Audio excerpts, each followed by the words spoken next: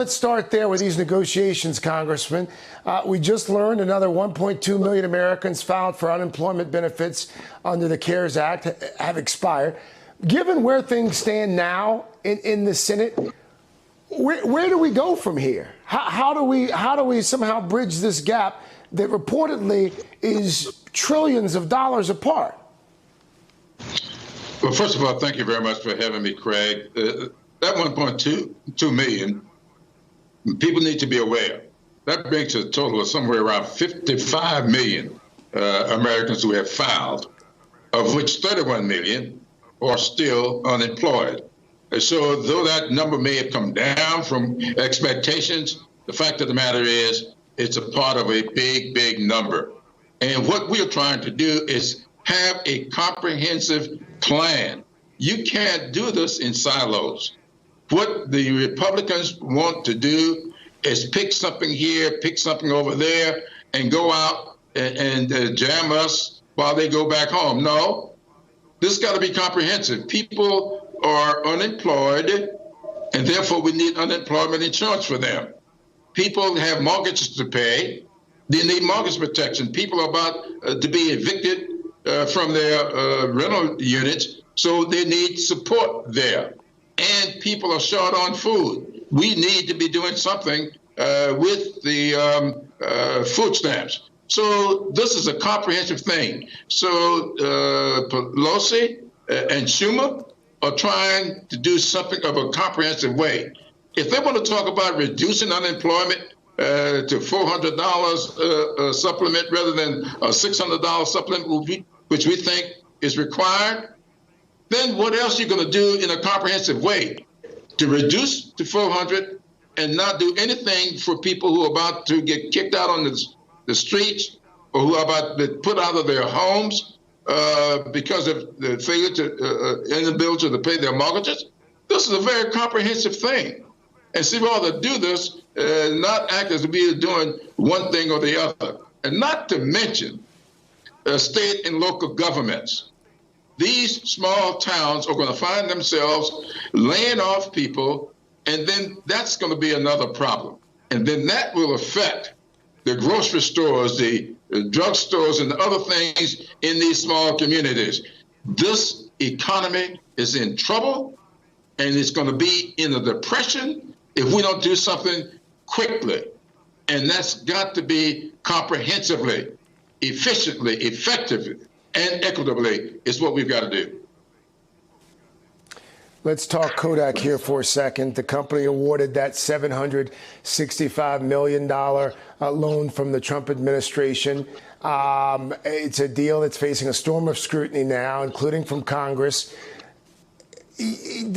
What, Congressman, I mean, soon after the loan was disclosed, company insiders made a series of stock transactions that seem to have set off alarm bells. What are your concerns now with that Kodak deal?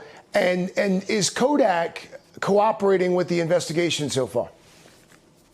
Well, I wrote them a letter when this came to light, and I signed on to another letter that was headed up by Chairwoman Waters on this subject.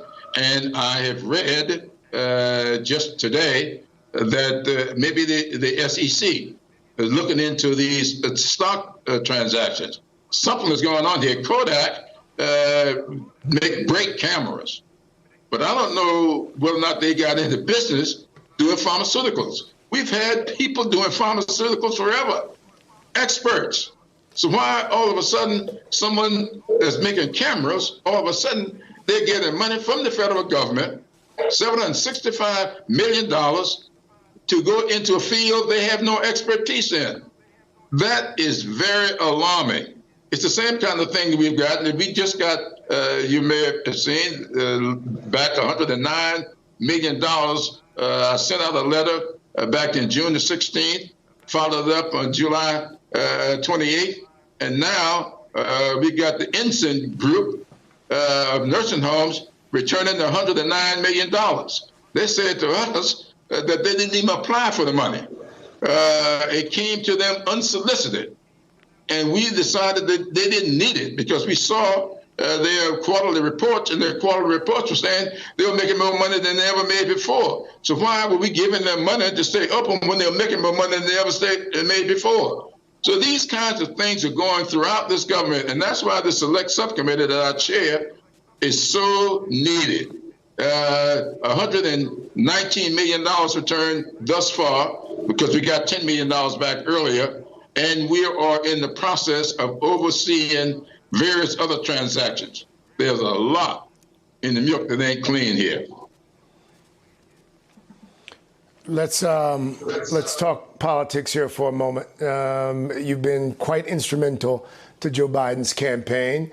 Perhaps you've heard that the vice president is meeting with a number of finalists for his number 2 slot. Out of the list of contenders, who should he pick as his running mate and why? Well, I know, as I've said often, I think I know every one of these people personally, save maybe one. They are great people. I think that any one of them, even the one that I don't know personally, would make a great running mate.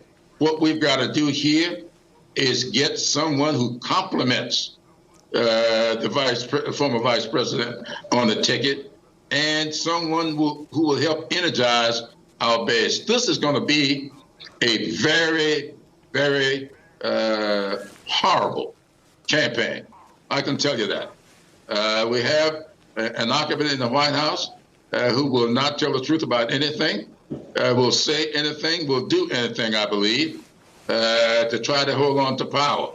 I've been telling people he sees himself as America's first strong man, and that's what he's going to try to do. So this vice presidential pick has got to be somebody that the vice president is very comfortable with, and somebody that will complement the ticket and help connect with our constituents.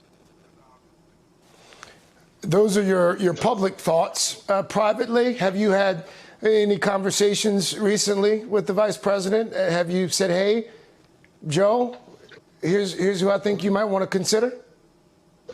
Well, for the first half of your question, yes, I have had a conversation with the vice president recently.